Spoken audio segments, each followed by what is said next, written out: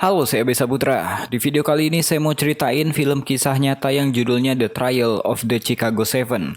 Film ini bisa kalian tonton fullnya di Netflix. Film ini dirilis tahun 2020, disutradarai sama Aaron Sorkin, dan diisi sama para cast yang keren, kayak Eddie Redmayne, Joseph Gordon-Levitt, Michael Keaton, dan Sacha Baron Cohen. Semoga cara saya bercerita bisa diambil hikmahnya, dan langsung aja kita masuk ke alur ceritanya.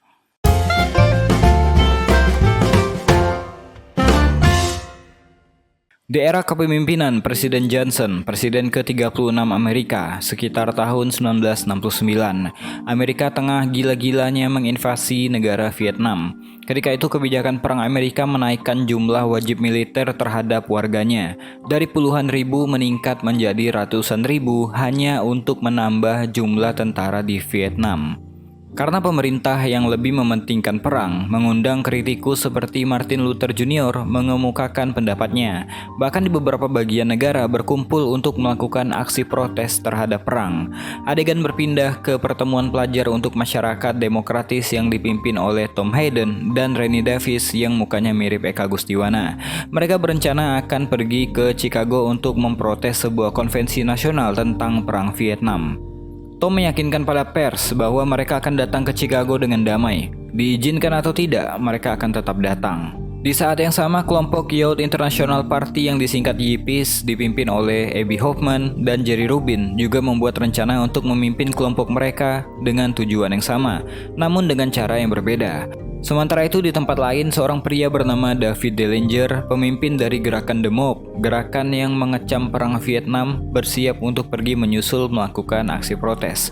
Walaupun istri dan putranya Daniel khawatir padanya. Lebih tepatnya khawatir pada Abby dan Jerry karena mereka adalah tipe aktivis yang agak nyeleneh. Khawatir kalau David juga ditangkap karena kecipratan ulah mereka. David juga menjelaskan pada wartawan kalau mereka nggak datang dengan bom, tapi mereka akan menyerbu dengan hati dan pikiran rakyat Amerika. Di tempat lain, Ketua Nasional Black Panther yang bernama Bobby Seale dengan tujuan yang berbeda merencanakan untuk berpidato di hadapan publik. Sebagai orang berkulit hitam tentunya bahaya buat dia, karena dia tahu bagaimana nasib orang-orang vokal seperti Martin Luther King, Malcolm X, atau Medgar Evers. Ketika mengemukakan pendapat mereka di depan publik dengan damai, malah meregang nyawa karena dibunuh dengan tragis. Jadi dia akan berpidato dengan damai tapi siap untuk mati. Konsolidasi untuk melakukan aksi protes pun segera dilakukan oleh Tom dan Rennie kepada Abby dan Jerry melalui telepon. Aksi yang masih jadi rencana ini ternyata cepat ditanggapi oleh pemerintah. Mereka pun kemudian menyiapkan ribuan tentara dan polisi untuk mengamankan Chicago. Gak lupa juga para buzzer yang menggambarkan Tom dan kawan-kawannya sebagai revolusioner yang ingin melengsarkan pemerintah Amerika. Singkat cerita, 5 bulan setelah konvensi dan aksi protes, presiden kala itu pun sudah berganti dari Presiden Johnson ke Presiden Nixon. Jaksa federal yang bernama Richard dan atasannya yang bernama Foran tiba di Washington DC untuk menemui jaksa agung yang baru bernama John Mitchell. Mereka berdiskusi tentang aksi protes 5 bulan yang lalu.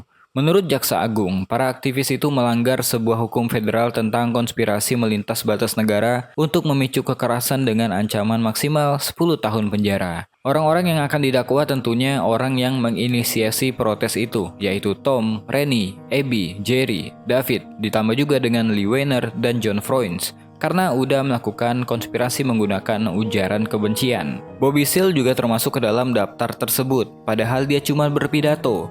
Bobby nggak ikut dalam aksi protes bersama Tom dan kawan-kawan, tapi dia sengaja dimasukkan ke dalam daftar hanya karena dia kelihatan berbahaya karena Bobby adalah orang kulit hitam yang terhubung dengan kelompok Black Panthers yang dianggap pemerintah sebagai dalam tanda kutip pemberontak. Padahal Richard tahu kalau Bobby nggak terlibat dengan mereka. Walaupun Bobby lagi didakwa terkait dugaan kasus pembunuhan polisi, Richard pun disuruh memimpin kasus ini. Awalnya Richard agak keberatan karena undang-undang yang akan mereka pakai sebenarnya dibuat untuk orang kulit hitam. Tapi jaksa agung memaksa dan berkilah. Yang penting, dampak yang mereka timbulkan sama aja. Richard pun mengatakan, dakwaan ini membuat pemerintah terlihat berupaya membatasi kebebasan berbicara. Terlebih lagi ada pertanyaan besar yang harus dijawab. Siapa yang memulai kerusuhan? Para aktivis atau para polisi? Jaksa agung gak mau tahu. Yang terpenting, dia udah menugaskan Richard sebagai jaksa utama untuk menangani kasus yang penting dan dia mau Richard memenangkannya. Richard pun sampai speechless mendengarkan pernyataan jaksa agung. Jadi singkat cerita persidangan pun dimulai. Di luar gedung pengadilan, ratusan warga melakukan aksi perlawanan yang membela tuduhan makar terhadap The Chicago Seven, sebutan untuk Tom dan kawan-kawannya. Para aktivis ini kemudian diwakili oleh William Kanzler dan Leonard Weinglass sebagai pengacara mereka. Sedangkan Bobby diwakili oleh Charles yang kebetulan lagi di rumah sakit. Jadi di depan wartawan, William berkata bahwa dia nggak berbicara mewakili Bobby. Jadi Bobby menerima bantuan dari Fred Hampton, ketua kelompok Black Panthers di Chicago. Turut hadir di sana Lee Weiner dan juga John Freund. Di ruang sidang, Fred meminta William juga mewakili Bobby. Tapi William gak mau, karena kasus yang dihadapi Bobby berbeda. Sidang ini dipimpin oleh Hakim Julius Hoffman. Sidang hari pertama pun dimulai. Sidang dibuka dengan pernyataan oleh jaksa utama, yaitu Richard. Dia menerangkan pada juri kalau 8 terdakwa mewakili 3 kelompok yang berbeda. Abby seringkali mengganggu jalannya persidangan karena sering berbicara tidak pada gilirannya. Sedangkan Bobby selalu memotong pembicaraan karena mencoba memberitahu hakim kalau seharusnya dia nggak berada di sana. Tapi Hakim Julius nggak peduli. Apalagi Bobby juga menjadi tersangka atas dugaan pembunuhan seorang polisi di Connecticut. Dillinger was a bank robber. Derringer is a gun. He's David Dellinger, and the judge and I are not related. He just said my name. You're a defendant in this case. You're likely to hear your name. Richard kemudian memberitahu para juri, walaupun mewakili kelompok yang berbeda, mereka punya satu tujuan, yaitu turun ke jalan untuk memicu kekerasan. Setelah pernyataan pembukaan oleh Richard, Bobby kembali menyela dan menyampaikan pada hakim.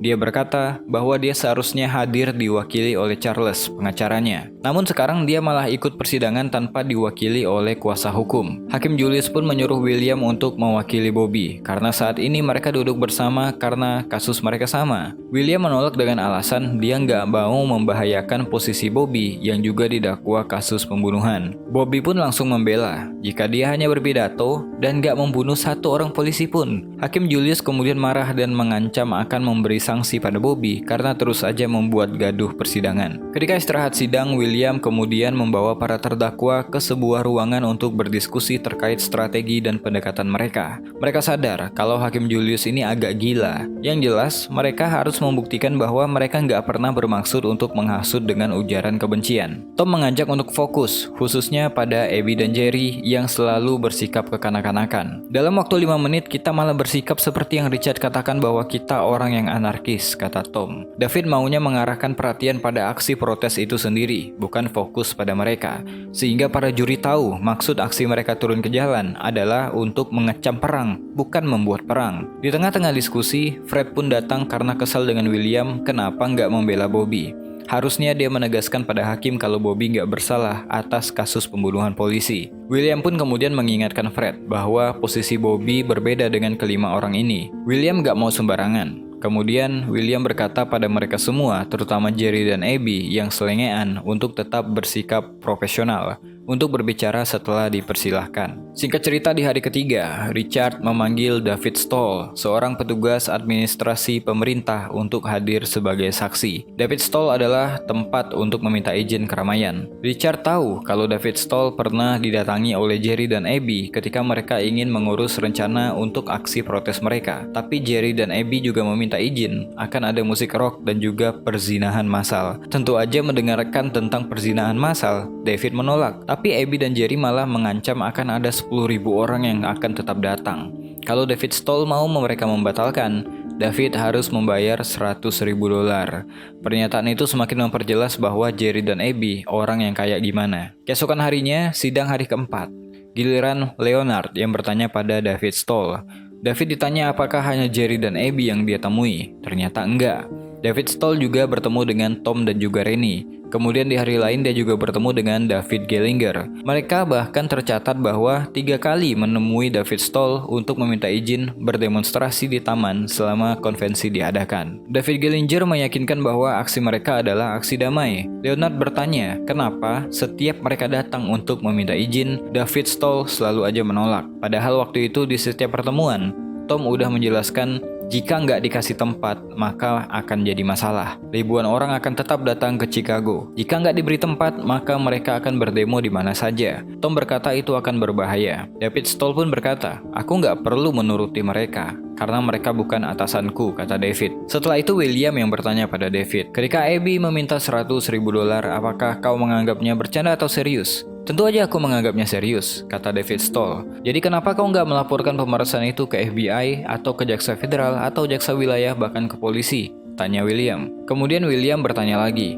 apakah ada di antara salah satu terdakwa yang berkata, jika nggak diberi izin, maka akan ada kekerasan di kota? David Stoll pun mengiyakan pernyataan itu. Tapi kerusakan itu bukan dari kepolisian Chicago, jika itu maksud Anda, kata David. Sepulangnya dari persidangan, William mengingatkan mereka untuk nggak mengadakan press conference lagi. Karena salah bicara sedikit aja mereka bicara di depan wartawan, itu bisa dijadikan alat untuk Richard gunakan ketika melawan mereka di pengadilan. Di waktu itu, Tom dan Rennie berdiskusi dan menganggap bahwa juri nomor 6 dan 11 sepertinya mendukung mereka. Dilihat dari sikap mereka ketika mendengarkan kesaksian dari David Stoll. Singkat cerita, sidang di hari ke-23. Sebelum persidangan dimulai, Hakim Julius berbicara dengan anggota polisi. Kemudian setelahnya Hakim menunda sidang dan memanggil pengacara dan jaksa. Hakim berkata bahwa dia mendapatkan informasi dari polisi, juri nomor 6 dan 11 mendapatkan ancaman dari anggota Black Panther. Mendengarkan hal itu, William merasa bahwa ini sebuah konspirasi untuk mengalahkannya. Hakim pun membebas tugaskan juri nomor 6 dan 11 dengan alasan keluarganya terancam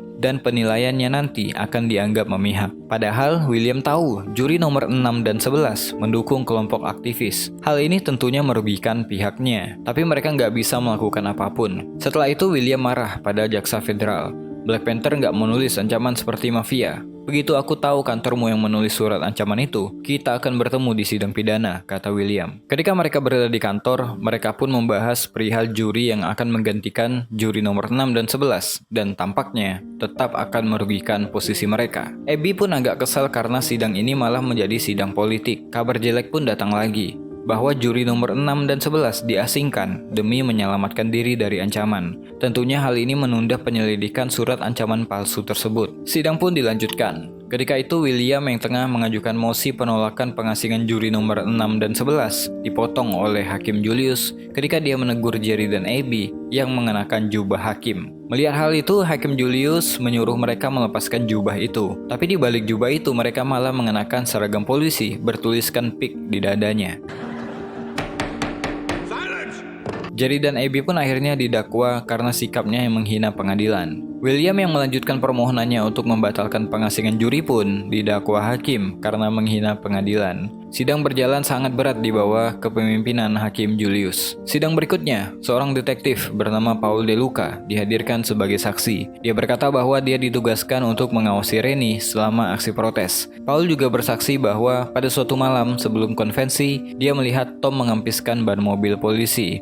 Malam itu, ketika berkumpul di taman, Rennie memang menyadari mobil polisi yang mengikutinya seharian terparkir di taman. Karena ingin menyelamatkan Rennie, Tom pun menyuruhnya untuk kembali ke kerumunan supaya detektif Paul bisa mengawasinya. Sementara itu, Tom akan mengempiskan satu ban mobil polisi itu. Malangnya, belum selesai itu dilakukan, dia pun ketahuan. Karena hal itu, dia pun ditangkap selama 1 hari. Tom menyuruh teman-temannya untuk mundur, tapi Paul DeLuca bersaksi bahwa Tom mendorong temannya untuk maju. Ketika persidangan diistirahatkan, Bobby kembali bicara di hadapan hakim untuk mengajukan mosi, tapi ujung-ujungnya ditolak juga oleh Hakim Julius. Keputusan hakim yang seperti itu sampai-sampai membuat William akhirnya nggak bisa menahan emosinya lagi. My constitutional right for legal representation. Will you be quiet? You have lawyers to speak for you. No, he doesn't.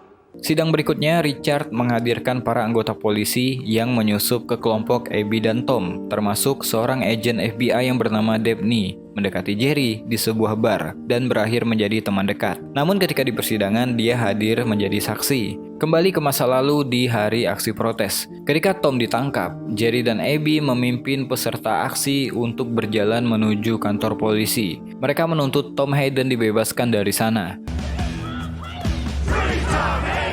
Ketika sampai, para polisi dengan senjata lengkap pun menghadang mereka. Terjadi diskusi antara Jerry dan Abby. Jerry ingin mereka bergerak menyerang polisi, tapi Abby menolak untuk itu. David Jellinger juga menyuruh Jerry untuk memundurkan massa. Bahkan agen Dabney yang menyamar pun ikut menyarankan pada Jerry untuk memundurkan massa kembali ke taman. Sementara itu, Abby dan David akan masuk ke dalam sana untuk menjamin Tom supaya bisa keluar. Akhirnya mereka semua pun berjalan kembali ke taman. Sesampainya di sana, ada 3 divisi polisi yang udah mengambil alih taman. Mereka menyuruh para demonstran untuk pulang karena mereka nggak memiliki izin. Taktik jenius macam apa yang membiarkan hal ini terjadi? Saat demonstran nggak diberikan tempat tujuan, disitulah kekacauan dimulai. Dabney pun menyuruh Jerry untuk menenangkan massa, dan Jerry menuruti ayangnya itu. Tapi ada orang di tengah kerumunan berteriak untuk menaklukkan bukit.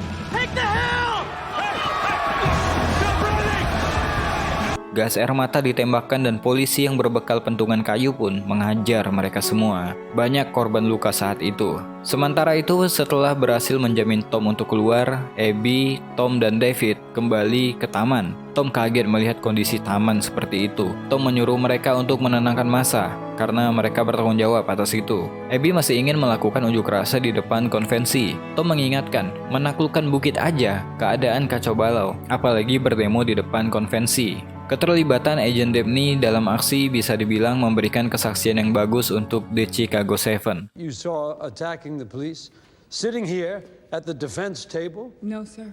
Bobby tetap pada pendiriannya.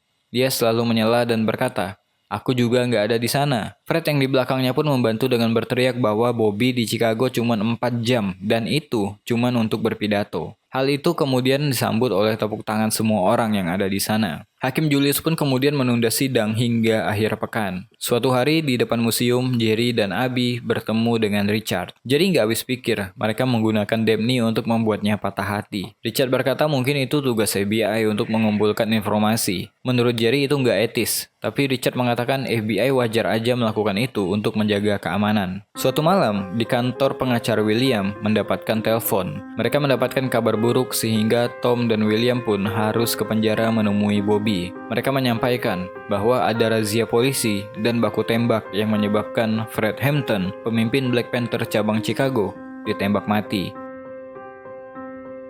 Ternyata Bobby udah tahu duluan informasinya. Bobby berkata, yang pertama, bahu Fred ditembak. Jika bahumu ditembak, kau nggak akan bisa membidik. Yang kedua baru kepalanya. Menurutku, Fred dieksekusi. Setelah itu Bobby pun meninggalkan mereka. Sidang hari ke-89. Ketika itu, seorang detektif kembali dihadirkan sebagai saksi dan Richard mengajaknya untuk membahas pidato Bobby. Detektif itu pun membaca catatannya. Bobby sadar beberapa kalimat diubah menjadi kalimat yang terlalu hiperbola dan itu membuatnya kesal. Di dalam sidang itu lagi-lagi Bobby menuntut untuk membantah kesaksian dari detektif. Tapi di satu sisi hakim gak membolehkannya berbicara tanpa seorang pengacara. Jadi jika ada fakta yang gak benar, Bobby jadi gak bisa melawan.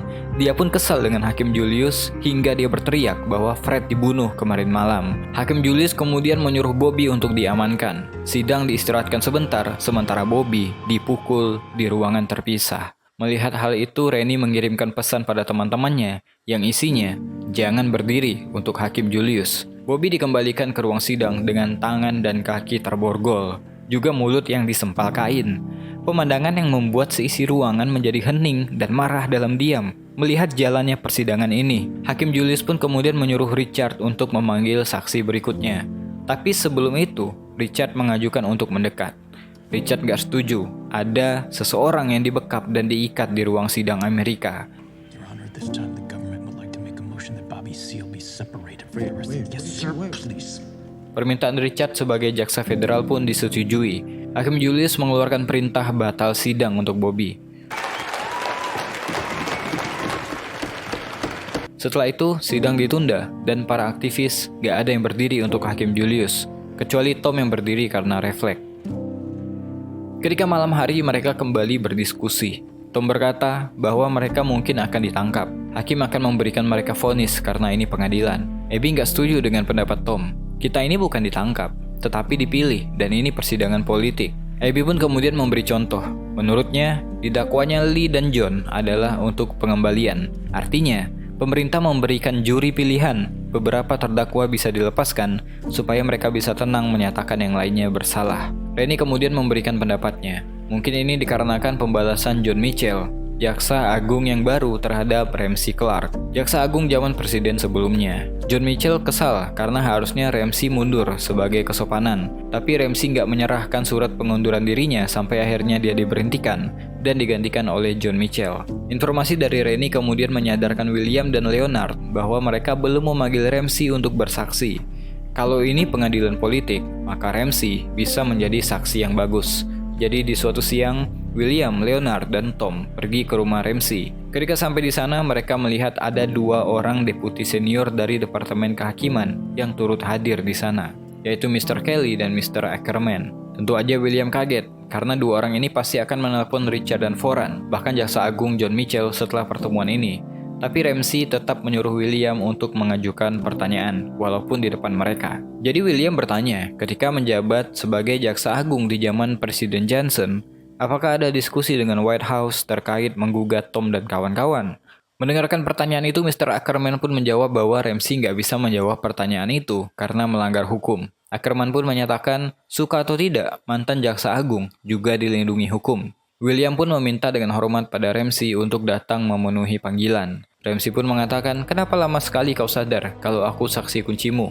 2 orang di sana datang ke sini dan mengatakan, jika John Mitchell mau menghancurkanku, dia bisa, dan pasti dia lakukan. Jadi aku mau mereka mendengarkan ketika aku berkata, kapan kau mau aku hadir sebagai saksi? Kata Ramsey. Mendengarkan hal itu, 2 orang itu pun kaget dan agak kesal. Di persidangan berikutnya, Richard menolak untuk menghadirkan mantan jaksa agung sebagai saksi berdasarkan peraturan federal.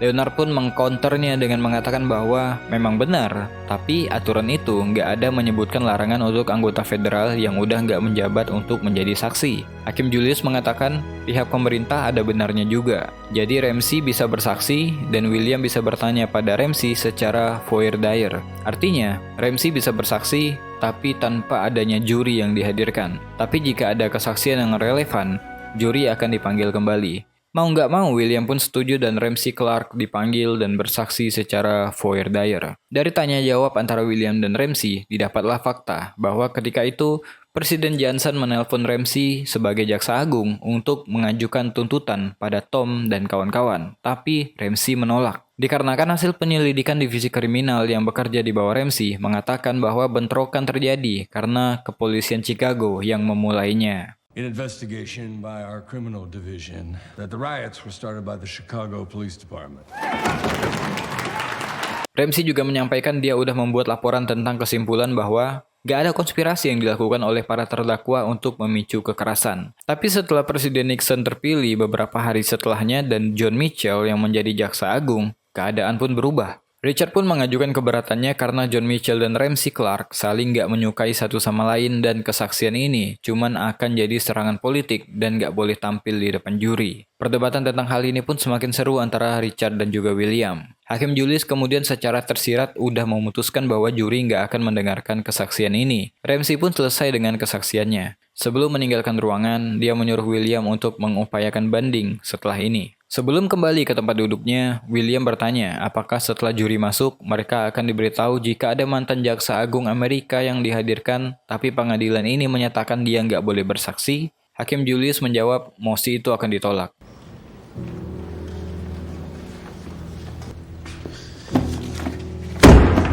Cite Mr. Kunstler with his 3rd count of contempt. Bahkan David dengan lantang berteriak bahwa Hakim Julius adalah penjahat. David mengatakan sudah 6 bulan mereka mengamati hakim dari bangku mereka, tapi nggak ada satupun dari mereka yang duduk di depan untuk bersaksi. Keadaan pun tambah kacau ketika David diamankan oleh marshal ruang sidang. Dia pun kemudian dibawa dan dikurung. Situasi ini tentunya membuat teman-temannya pusing untuk mengambil langkah apa selanjutnya. Jerry bertanya pada Tom terkait rencananya untuk maju sebagai saksi. Tom berkata, dia memang berniat untuk itu. Tapi menurut Jerry, harusnya Abby yang maju sebagai saksi. Sebenarnya, sejak aksi dimulai, Tom berbeda pandangan dengan Jerry dan juga Abby. Tom menganggap aksi Jerry dan Abby terlalu progresif. Yang mereka akan ingat hanyalah sekumpulan pecundang yang teler, kurang ajar, bermulut kotor, dan gak kenal hukum, kata Tom. Abby pun membela dirinya, kita gak punya uang. Jadi aku tampil seperti itu supaya kamera dan mikrofon datang padaku. Mereka pun saling berdebat hingga suasana memanas. Kita akan dipenjara, bukan karena perbuatan kita, tapi karena siapa diri kita, kata Abby.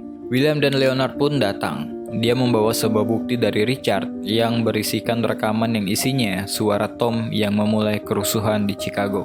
Mendengarkan hal itu, Tom pun kaget. Kata William, ada yang punya perekam di dekat panggung dan dia merekam ucapan Tom. Masalahnya rekaman ini akan tetap diputar.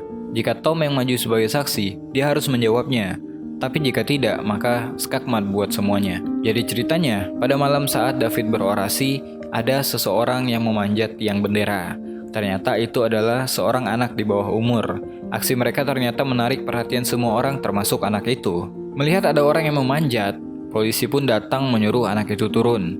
Kemudian datanglah Rennie menenangkan situasi. Dia cuma anak kecil, biarkan kami yang menyuruhnya turun, kata Rennie. Dia hanya mau polisi melepaskan anak itu. Rennie pun mencengkeram polisi. Tom yang melihat dari kejauhan menyaksikan kalau Rennie dipukul dari belakang hingga kepalanya berdarah. David mencoba menenangkan Tom dan menyuruh Tom untuk mengajak massa tetap tenang. Tapi Tom lalu mengambil mikrofon dan berteriak. When Rennie Davis has just been beaten by the police, has been cracked open. Dia juga berkata jika darah kita akan mengalir, biarkan mengalir ke seluruh kota. Kita akan ke konvensi, teriak Tom. Setelah kejadian itu, mereka pun turun ke jalan. Tapi polisi segera menghadapi mereka dengan gas air mata dan pukulan. Mereka yang keluar dari taman tanpa ditangkap atau dihajar, langsung diperintahkan ke jembatan. Tapi akses ke konvensi semuanya ditutup. Dan di sana, menanti Garda Nasional dengan kendaraan lapis bajanya. David pun menyuruh massa untuk mundur. Kemudian, Tom, Jerry, Abby, dan beberapa orang lainnya menghindari dan menemukan jalan ke konvensi melewati jembatan yang gak dijaga. Mereka akhirnya mendapatkan akses menuju ke konvensi. Ketika akan sampai, mereka kemudian dikepung oleh polisi dan tertangkap. Yang paling mereka ingat ketika itu para polisi melepaskan nama dan lencana mereka, kemudian bertindak agak brutal. Mereka mendesak Tom dan kawan-kawan ke jendela hingga mengalami luka-luka. William pun mencoba membuat simulasi. Jika Tom maju sebagai saksi, bagaimana Tom menjawab pertanyaan-pertanyaan Richard mengenai isi rekaman ini? Bertubi-tubi William memberikan pertanyaan yang harus dijawab Tom seakan-akan ini seperti sidang asli.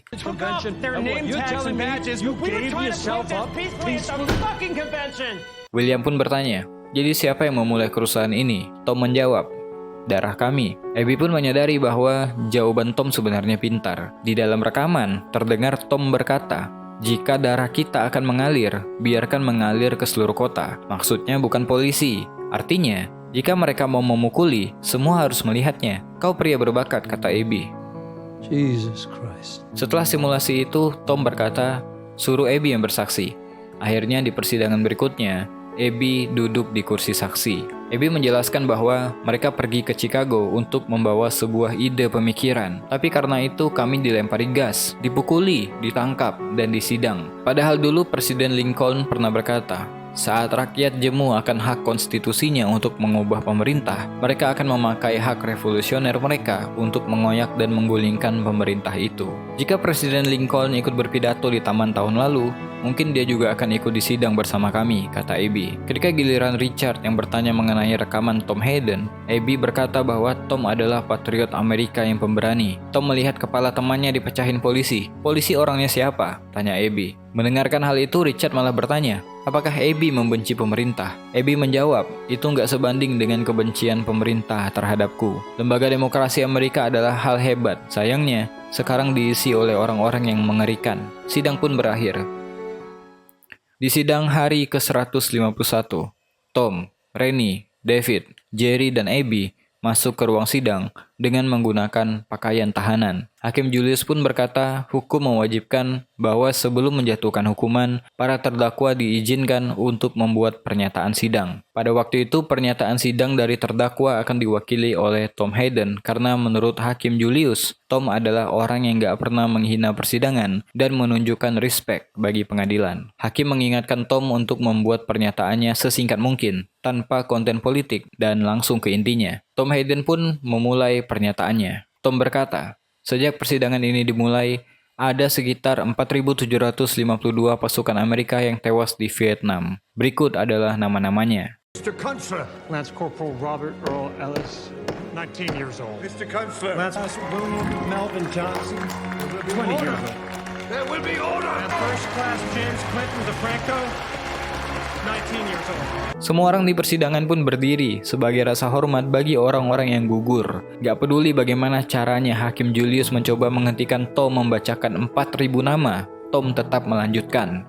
Mereka memang kalah, tapi pernyataan terakhir itu membuat semua orang tahu mereka memang benar-benar menentang perang. 5 orang ini dinyatakan bersalah dan dihukum 5 tahun penjara. Namun setelah itu vonis dibatalkan melalui banding dan sidang baru pun ditentukan. Tapi jaksa federal menolak mengadili ulang kasus ini. Pengacara William didakwa atas 24 perilaku menghina pengadilan. Dalam survei 6 bulanan, 78% pengacara di Chicago menyatakan bahwa Hakim Julius Hoffman tidak berkualifikasi. Bobby Seale dibebaskan dari tuduhan dari kasus pembunuhan polisi. Jadi akhirnya menjadi bisnismen dan di tahun 1994 dia meninggal karena tertabrak mobil.